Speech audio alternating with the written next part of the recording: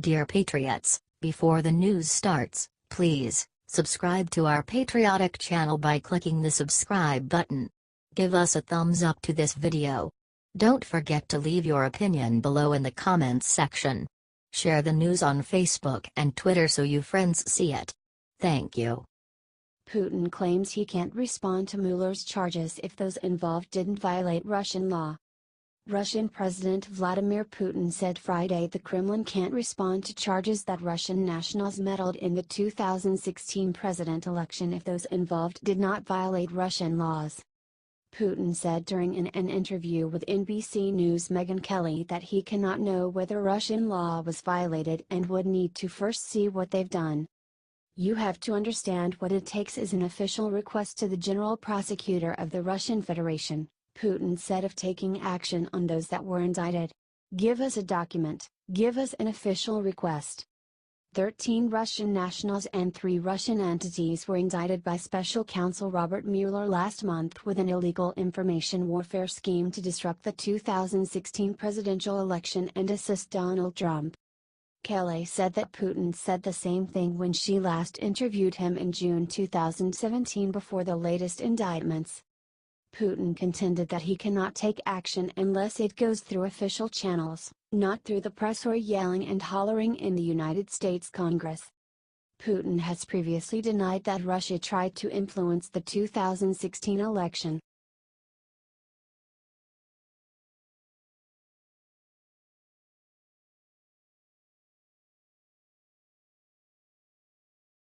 Trump attacks terrible actor Alec Baldwin in typo-laden tweet. President Donald Trump lashed out Friday morning at Alec Baldwin, the actor who has famously played him on NBC's Saturday Night Live since the fall of 2016, writing online in a typo-laden post that watching his performances was agony for audiences. Alex Baldwin, whose dying mediocre career was saved by his impersonation of me on SNL, now says playing DJT was agony for him, the president wrote online. "Alex, it was also agony for those who were forced to watch. You were terrible. Bring back Darrell Hammond, much funnier and a far greater talent." Trump soon after deleted that tweet and replaced it with one that corrected the typos and slightly changed the language. Baldwin, in an interview with The Hollywood Reporter previewing his forthcoming talk show on ABC, did indeed say portraying Trump has become agony and that he plans to dedicate himself to opposing the president in the upcoming elections. "If things don't go in the right direction for the midterms, I could go out on the street, stand on any corner and tap 10 people on the shoulder. And all 10 of them, in all likelihood, would be more qualified, ethically, morally, intellectually and spiritually, than Trump. I'll vote for Mitt Romney. I don't care. Anybody over the sky. It doesn't matter. We have to get rid of him. And that's another project I'm working on," the famously liberal Baldwin continued. "My wife and I agreed that we are gonna give it everything we have. And then if, God forbid, he wins again in 2020, I'm wondering can I host a game show in Spain?" On Friday, the actor tweeted his response to the president. Baldwin's impersonation of Trump, received as a revelation when he debuted it on the first episode of SNL's 2016-17 season, portrays the president as meaner and more incompetent than crafty and sometimes slimy impersonation of longtime SNL cast member Darrell Hammond, who played Trump on the show for years. Hammond has said in interviews that he was devastated to have been replaced as Trump. In addition to serving as a regular SNL host and presidential impressionist, Baldwin has earned 2 Emmy Awards and 3 Golden Globes. He was nominated for an Academy Award for Best Supporting Actor in 2003. And while the president has complained of late about his treatment on SNL, he has previously said that he is a fan of the show. The president, then a GOP primary candidate, hosted the show in November 2015.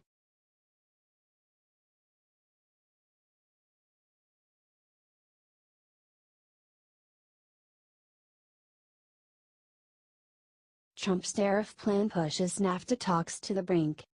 Mexico City, President Donald Trump's decision to unilaterally slap tariffs on imports of steel and aluminum has upended the NAFTA renegotiation and threatens to derail talks that were already politically and economically sensitive for all three countries. Canadian, Mexican and U.S. government officials and industry representatives, gathered here for the seventh negotiating round, were sent scrambling when Trump announced plans to levy tariffs of 25% on steel imports and 10% on aluminum imports to protect U.S. national security interests. While negotiators have continued to meet, the tone has changed as Canadian and Mexican representatives try to figure out the impact on their countries and whether their leaders will retaliate if Trump doesn't backtrack. Why are we signing a trade deal with a country that would unilaterally decide to restrict certain sectors? Said Jorge Guajardo, a former Mexican ambassador to China who now works as a senior director at McLarty Associates in Washington. Since the announcement, negotiators have been just going through the motions, that's it, Jerry Dias, president of Canada's largest labor union, UNIFR, told Politico on the sidelines of the talks on Friday. This is the United States' plan to schoolyard bully.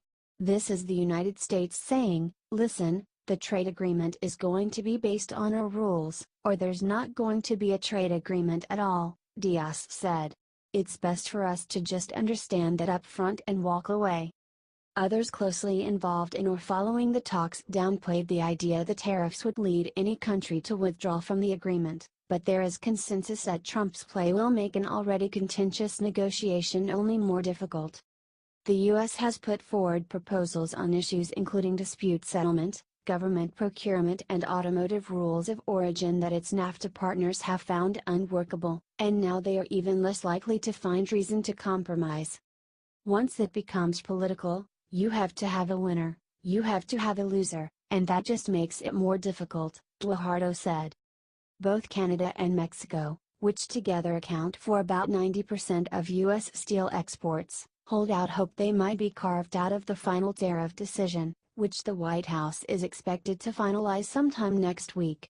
But Trump has offered no indication there will be any exemptions. Canadian Foreign Minister Chrystia Freeland vowed on Thursday to take responsive measures, if Canada is affected, calling any restrictions against imports absolutely unacceptable. At the same time, Mexico has said it will consider all its options if it is targeted, including potentially taking safeguard action under Section 201 of the Trade Act of 1974. Mexico, in particular, has been careful not to make any official declarations or threats until Trump acts. The hope in all three countries is that Trump will take to heart the widespread backlash from businesses, trading partners and Republicans in Congress and soften or narrow his course. Optimistic views that the tariff news and fallout could remain separate from the talks are tempered by the fact that steel and aluminum are central to some industries that were already in the spotlight in the NAFTA renegotiation.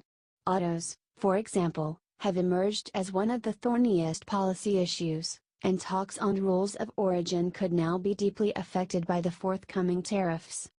It's difficult to argue that the potential Section 232 implications are on a separate track than the NAFTA auto rules renegotiations because steel and aluminum are the core materials in automotive assembly, said Flavio Volpe, president of the Automotive Parts Manufacturers Association, a Canadian auto group. If the White House chooses to proceed without excluding Canada, it is unclear how USTR can credibly move good faith negotiations forward at the same pace. And even as the White House maintains that it's got nothing to do with NAFTA, as Trump trade advisor Peter Navarro said Friday, frantic chatter about what the tariffs will look like and the effect they could have on the negotiations continue to course throughout the halls of the Camino Real, the hotel here where officials are meeting. The looming storm clouds on steel and aluminum are a serious risk to world trade and to the NAFTA negotiations, Peter Clark, a Canadian international trade strategist, wrote in a column on Friday. The expected announcement could, if it includes undeserving victims, begin a long and bitter trade war, he continued, adding, nobody wins a trade war.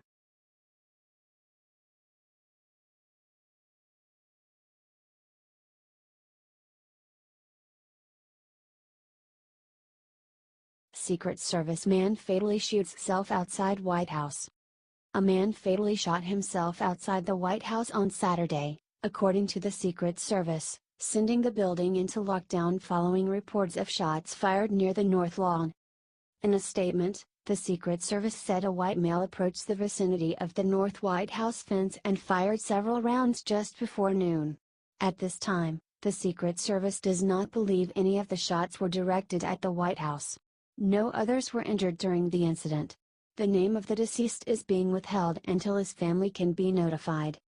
President Donald Trump, who is in Palm Beach, Florida, has been made aware of the incident, White House spokesman Hogan Gidley said. Gidley referred all questions to the Secret Service. Trump and First Lady Melania Trump are set to return to Washington on Saturday night. NBC White House correspondent Jeff Bennett wrote on Twitter that reporters were being told to shelter in place in the White House briefing room. Breaking: we're sheltering in place at the White House briefing room. A report of shots fired near North Lawn, per a U.S. Secret Service agent. Trying to learn more, Bennett wrote on Twitter. The statement added that Washington, D.C. Metropolitan Police will lead the investigation with support from the Secret Service and other law enforcement agencies.